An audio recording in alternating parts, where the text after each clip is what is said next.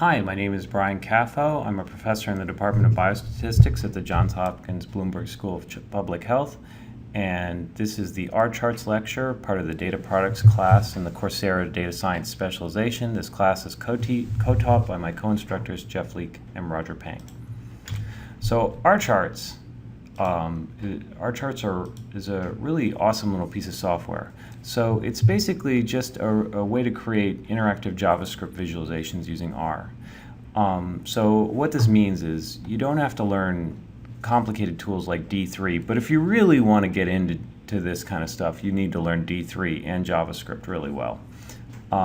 You can simply work in R with a minimal amount of new syntax learning. And rCharts was written by Ramnath, a close friend of the data science series, who also wrote Slidify, the framework we use for all the lectures in the class. And rCharts can be embedded in Slidify, and I'll show you that in the process of doing this lecture. At any rate, rCharts is fairly well documented, but more, I guess, better than documentation is the kind of flurry of Stack Exchange topics about it. And so, basically I'm just going to go through the documentation here with you. So what rCharts is, so you have to install it, and the documentation of course shows you how to install rCharts. You install it from GitHub.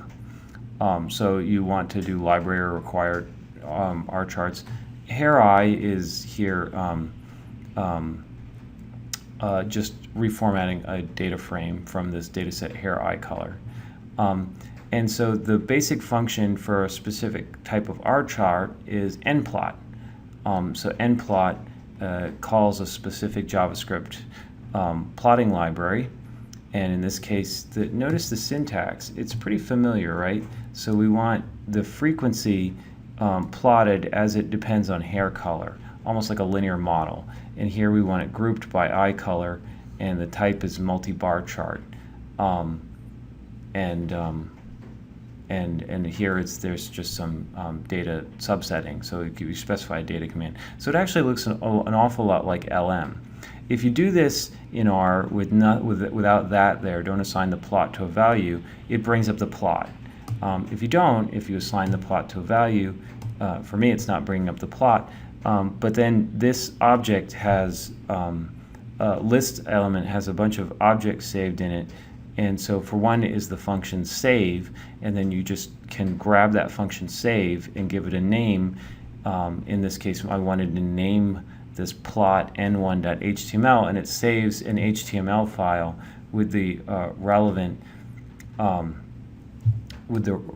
code in it to produce the plot. And so here now, when I want to embed it back into Slidify, I actually type this command, icat, which is just print out this iframe where I source in this HTML, and Ramnath said that was sort of best practices for embedding a rChart into Slidify. But if you don't want to embed it into Slidify, you could just either type n1 by itself on a command line, or forget assigning n1 to a plot, just type nplot, and you'll get the plot that we see.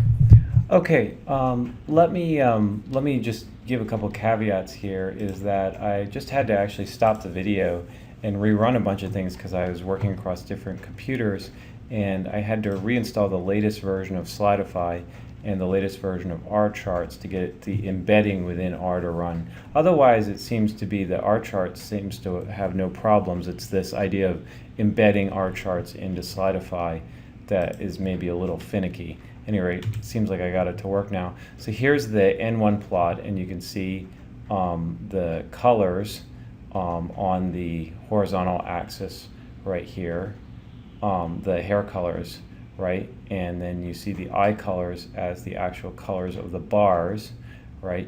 And if you hover over a bar, it gives you the frequency and the information on hair and eye color, right? And so this interactivity comes with very little cost, and you can even do stuff like switch between grouped and stacked bar plots, and notice it has kind of a nice animation when it does it, right? And so remember, right, the